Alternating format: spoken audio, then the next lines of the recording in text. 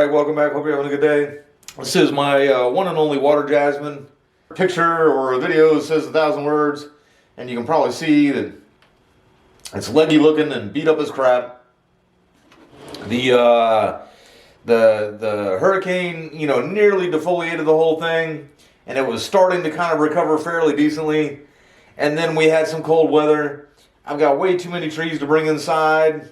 I left it outside, which made it look even worse for a little bit. But it did always kind of keep, up here. I know these are out of the picture, but it does have a couple. Did keep these leaves up here, kept growing up this way. And it kept some leaves out on the end.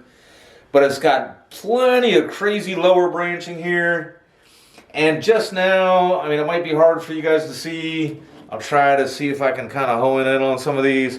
But it's starting to get some inner budding, some fresh buds. And so what I'd like to do is go ahead and eliminate it. Cut out some of this legginess. Definitely get rid of some of the bar branches. There's some branches that are coming 3 out of one spot. There's one spot here where a branch comes out. And there's 3 branches coming out of the same spot. So what I'm going to do is just kind of cut it back, get all the way legginess back. And I believe that this is one of the type of plants where it gets that first flush and then blooms with the first flush.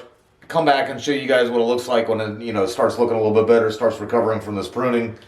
One thing, I'll go ahead and start and take this top down a bit. I know I did this chop here, and then I can see now that this is one of the ones that, if you chop, when you chop the apex, it'll always produce kind of 2 new apexes.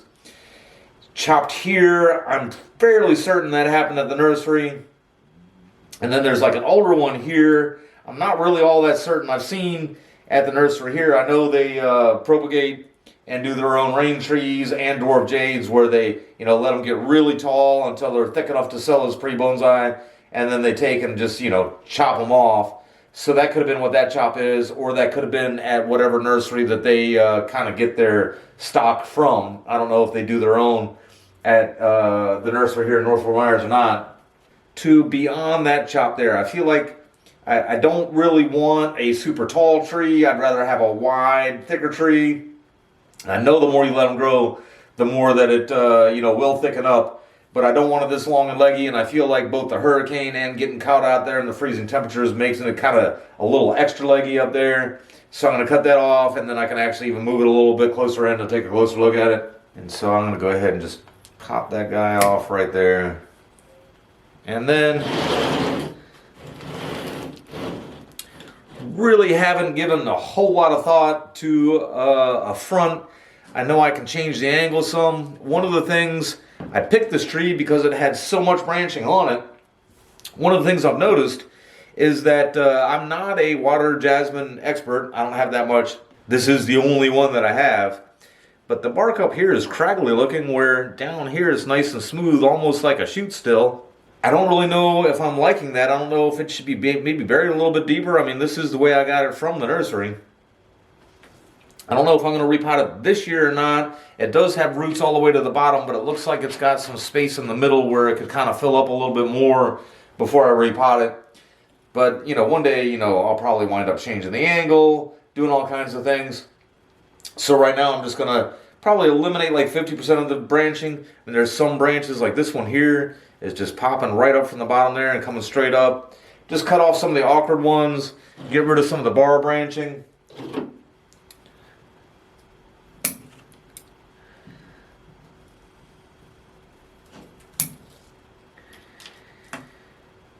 I've looked at the weather forecast. We got nothing but 80s and highs in the 80s and lows in the 60s for a while. And it's already mid-January. Spring is right around the corner for us. I don't really think we'll get much colder or another cold snap. I'd like to have it put its energy into branches that I plan on keeping.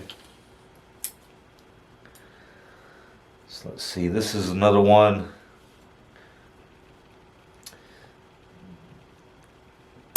That has a bunch of branches coming off of one spot.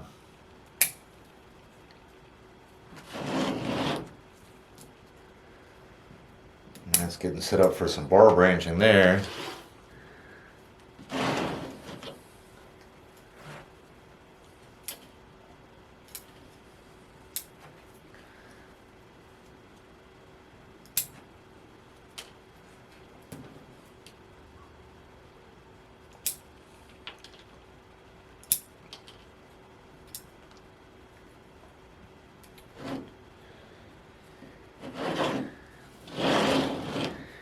And then that brings me up to, so I got pretty thin branching down here.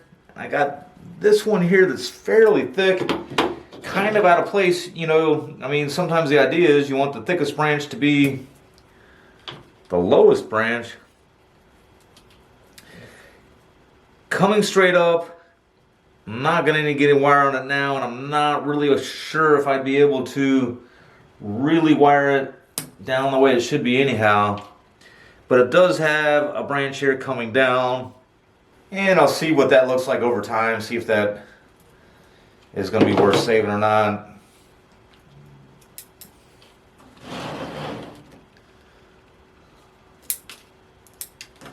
These are bar branches. This one is coming out of the same side as that one, so I'm going to eliminate that one, and then this one has two coming off of it. Basically pick one and take that one off. Some of these branches have secondary branches that just come right straight out of the top.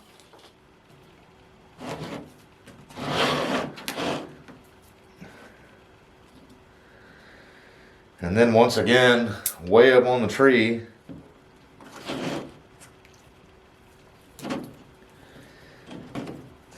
got another thick branch that's thicker than the ones below it. That's kind of in a good spot, coming at a decent angle, I think.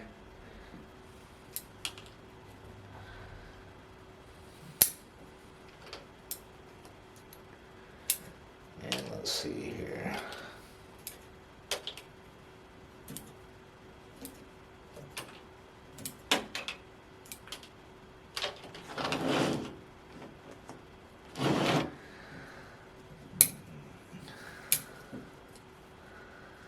Had another busy intersection there.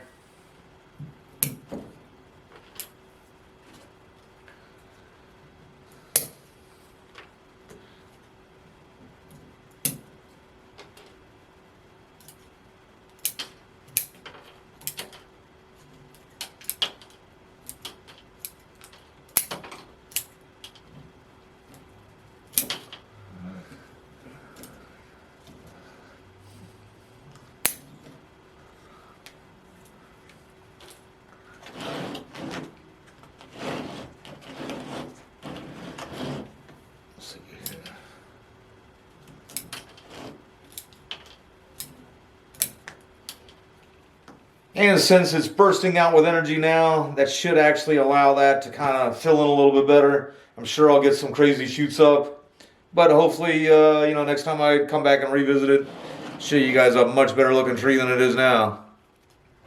Alright, and here we are 2 months later. Figured with my inexperience with that species, I'd make sure that it was a good idea to do all that pruning in January and then come back. That was mid-January, and here we are now mid-February. Coming back great, got about the peak blooms on it. I'll be honest with you, the smell's so intoxicating. I almost can't talk without sneezing with this smell in the room. That's why they call it a water jasmine. You can see it from under the tree a little bit better than you can looking from the sides. People plant them next to ponds, and the blooms hang out over. And if you got still water, you can see all the blooms in the water. I mean, heck, actually, I guess I have to say I've never really seen officially that's why they're called water jasmine. I'm just kind of guessing. It does have a bunch of unfortunate growth, or not unfortunate growth, just a bunch of little spindly up close to the trunk growth, straight up growth. And I figure while I got it in here for the update, I'll go ahead and just cut a little bit of that back. See, the thing's got plenty of even buds that haven't quite bloomed yet. Next time I'm at the bonsai nursery, I'm going to take a closer look at some of the specimens they have of these. just to try to get a good idea of how to wire and basic shapes I can look for. I look at pictures on the internet, but it's always better to see in person, I think. The branches seem really brittle.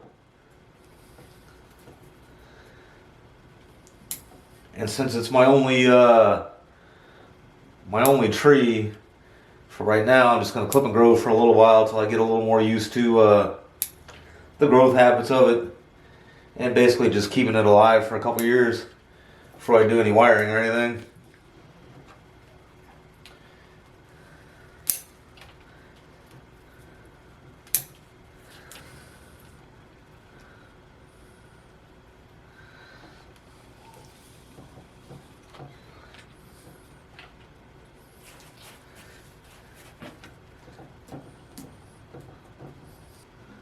All right, definitely wasn't looking to do any hard cutbacks there, just looking to clean it up a little bit.